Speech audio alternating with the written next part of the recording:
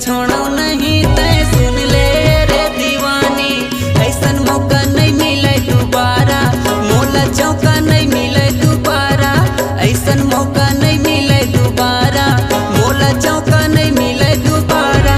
ए दे मन हाँ मोर मचलत है वो झपका बने रे लगान, ए दे प्यार के मौसम चलत है वो मजा बने ते उड़ान, ए जवानी के नशा है चढ़े वो गर्मी लथो किन बुझान दे।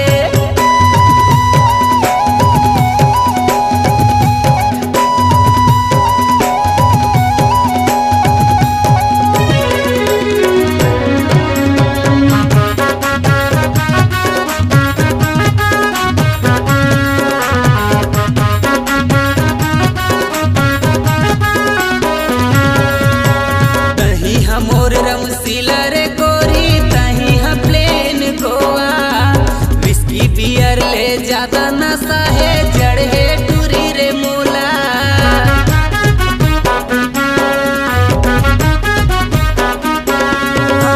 तही हा मोर रमसीला रे गोरी तही हा प्लेन गोवा, विस्की बियर ले ज्यादा नशा है चढ़े टूरी रे मोला।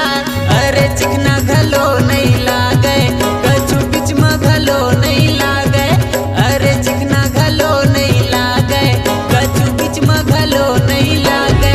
ये जलिया ला जमो जलन देवो ऐसी ला बने चलान दे, प्यार के मौसम चलते है वो मजा बने तय उड़ान दे, जवानी के नशा है चढ़े वो गर्मी लथो किन बुझान दे। अरे सहे नहीं सहावे तोर बिना रहे नहीं जावे, अरे सहे नहीं सहावे तोर बिना रहे नहीं जावे, मोरे मन ला बने भरन देवो जी भर के मजा उड़ा।